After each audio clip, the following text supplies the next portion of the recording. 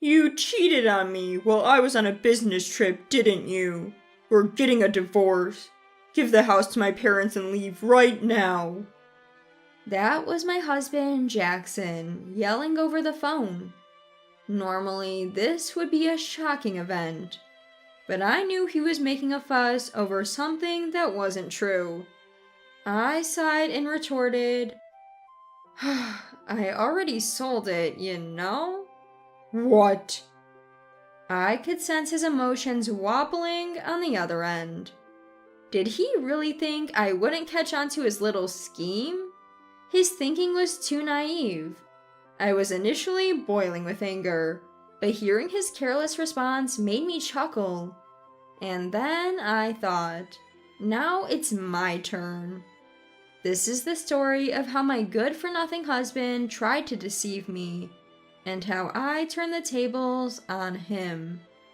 My name is Olivia. I'm a 28-year-old working mom. Even though I say working mom, I've been employed at a college store since I was 20, right after graduating from a junior college. Jackson, 2 years my senior, now works in an office at a construction company. But 3 years ago, when we met, he was unemployed. He quit his first job right after graduating from college because it wasn't a good fit. After that, he hopped from job to job with periods of doing nothing. That's when he met me and proposed within a few months. Okay, but there's a condition. Upon hearing this, Jackson looked worried. What is it? You need to find a stable job. Otherwise, marriage is out of the question. We need to think about our future. Oh, look, of course. But you're working, so there's no rush, right? My parents would worry if I married a man without a job. Find one before we get married. Seeing my stern expression, Jackson sighed in resignation. All right, I'll find one. Then you'll marry me? Yes. And so, albeit reluctantly, Jackson began his job hunt and landed an office job at a construction company. We got married. Back then, I thought of Jackson as a bit careless when it came to money and work. He'd quit jobs on a whim, or think lightly of financial issues even when considering marriage. But he was always willing to listen when I spoke seriously. I believed that after marriage I could educate him. I thought that I could teach Jackson where he lacked, and in return he would compensate for my shortcomings. Together, we'd make a great couple. But it wasn't that simple. Jackson's carelessness seemed to be inherited from his parents. About a year into our marriage, when we were house hunting and considering a mortgage, Jackson dropped a bombshell. I might not be able to get a loan. What? When I asked him to clarify, he casually said, I checked, and because I haven't been at my job long, I might need a guarantor for the loan. The only person I could ask is my dad, but he's got gambling debts, and they're pretty big, so he probably can't be a guarantor. Why didn't you tell me this earlier? I was flabbergasted, especially with the contract and the real estate agent right in front of us. But Jackson, seemingly unbothered, said, If we put the house in your name, it'll be fine, right? You've been at your job forever, so you can get the loan. We'll both pay it off. It's just a formality. That's not the point. Why didn't you discuss this with me? This is a big deal for me too. I'm not even prepared with the paperwork. He did apologize, hands clasped in a gesture of regret, but his demeanor lacked sincerity. I wanted to argue, but considering the already prepared contract and the agent present, I thought it best not to escalate the situation. Reluctantly, I hurriedly prepared the necessary documents, like my income statement, for the loan application. While I impulsively bought the house under my name, I quickly became anxious. Could I really live with this man in the future? Maybe I should have just said, then we won't buy it, instead of rushing to prepare the documents. Adding to my anxiety was the issue with my parents-in-law. "The other day, I talked to Dad," Jackson began. "He said he might lose the house because of the debt I mentioned before. So he wants to live with us. That's okay, right?" What? Why would you think that? Even though I responded sternly, Jackson just laughed it off. "Well, he's in trouble. My brother is single, but he's working abroad. I'm the only one he can rely on." Isn't that something we should seriously discuss? Maybe he can stay until he finds a place, but living with us permanently is a big decision. Jackson frowned. "You just don't want to live with him, right? If he stays, we can split the living costs. You're always complaining about money." You mean the money you never contribute? You said we'd split the mortgage, but it's only being deducted from my salary. You haven't given me your share. Married couples share their money. It's not just your money, it's ours. It's just being deducted from your account because the house is in your name. Stop being so selfish. I raised my voice and Jackson just said, "I hate talking about money," and left the room. Such arguments became frequent. Each time, Jackson would dismiss my concerns and eventually walk away. Nothing was resolved. However, Jackson wasn't completely inactive regarding his family's issues. Due to his job in construction site administration, he had many contracts in real estate. He frequently consulted a particular agency about selling his family home for the best price and the steps involved. I've been thinking about selling the house for a good price, but how can I get the best deal? If I decide to sell in the future, what should I do? I've heard this topic discussed over and over.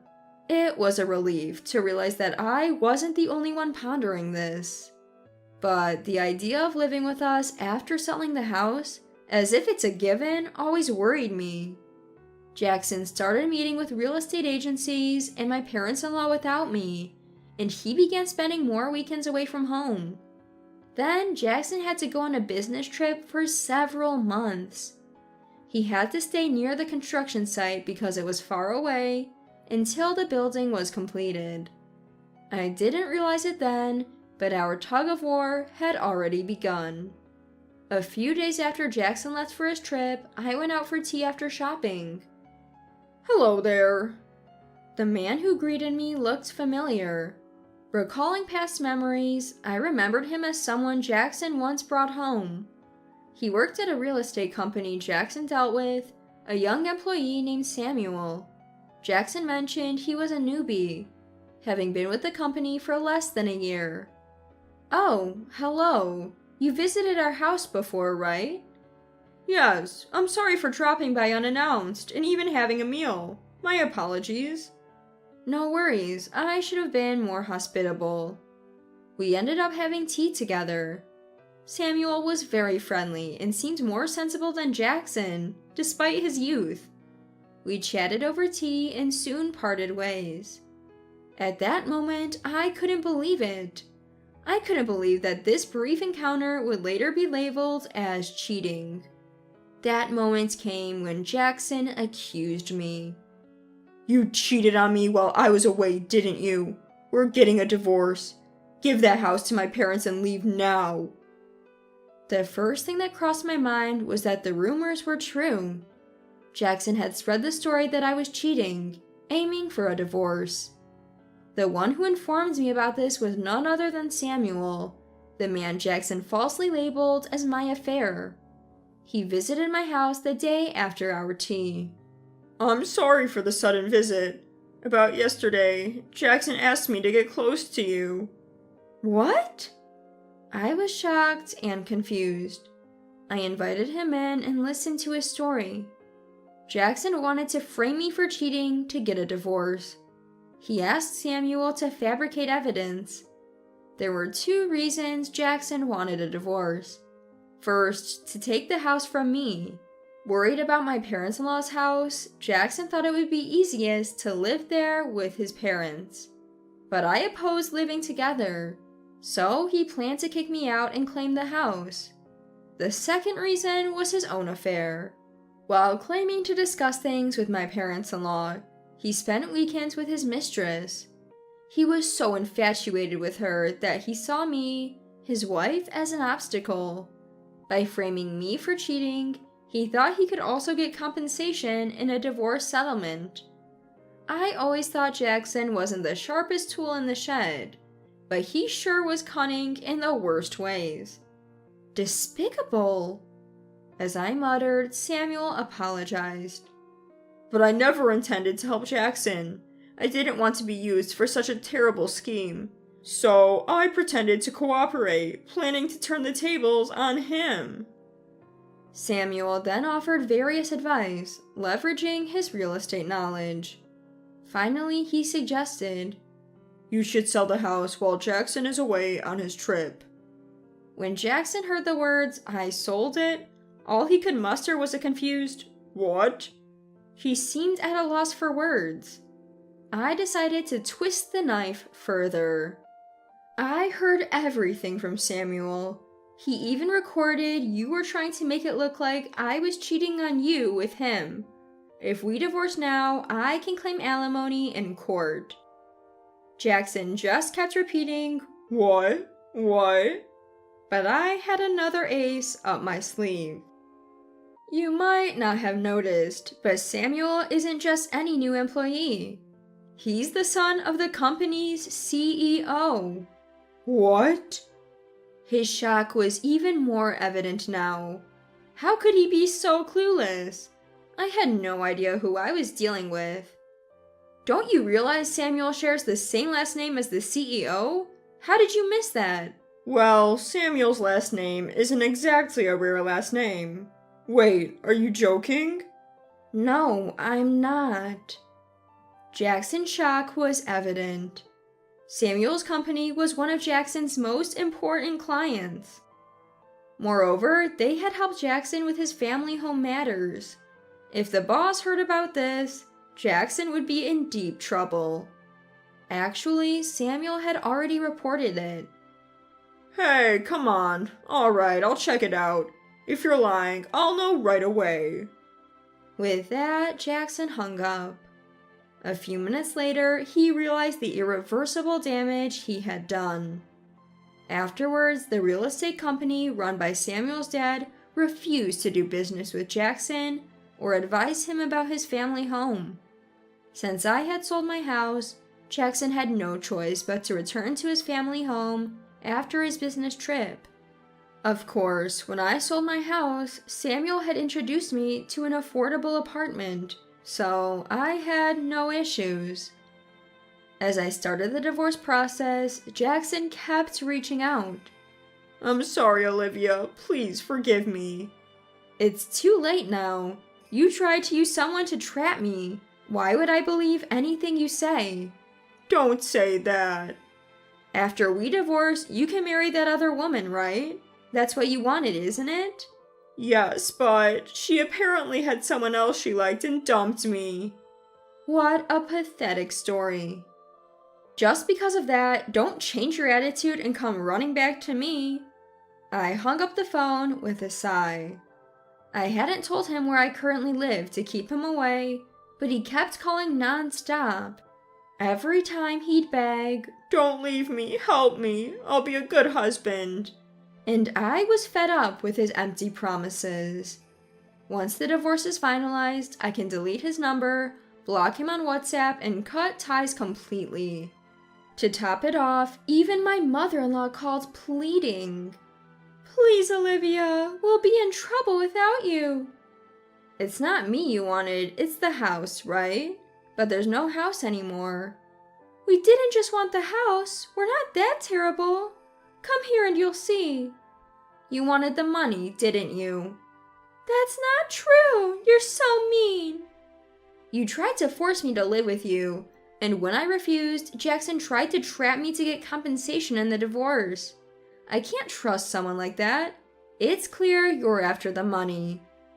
As I kept refusing, my father-in-law called and arrogantly said, Isn't it your duty as a daughter-in-law to serve my wife a little? Are you really saying that? Isn't all of this because of the debt you created? When I responded firmly, his voice on the phone became so loud it hurt my ears. You heartless woman, abandoning your mother-in-law in her time of need and blaming her? I'll kill you, you cruel woman! I hung up the phone and, with the recorded audio in hand, consulted my lawyer. It turned out that my father-in-law's words could be considered a threat, so I told Jackson I'd sue him if he didn't agree to the divorce. Panicking, Jackson had no choice but to consent to the divorce. Finally, I was able to sever ties with that outrageous family. After the divorce, Jackson lost trust at work and was hardly given any responsibilities. Moreover, since the debt issue wasn't resolved, he had to sell his family home at a low price. Now, he lives in a cheap apartment with his parents. His salary has decreased since he's not trusted with significant tasks. On top of that, he has to pay me alimony. He's struggling, having to support his parents in this situation. I heard all of this from Samuel. Yes, Samuel and I still keep in touch. He suggested I use my customer service skills from the clothing store where I used to work in his HR department. They had an opening and were looking for someone with strong communication skills. After much thought and consultation, I accepted the offer and switched to the real estate company. Samuel and I continued our close relationship, which eventually turned romantic. After dating for a year, we got married. I became the wife of the future company president. Jackson probably never imagined that the two people he tried to frame for an affair would end up getting married. My new family, including my in-laws, are wonderful people. I plan to build a beautiful life together with Samuel.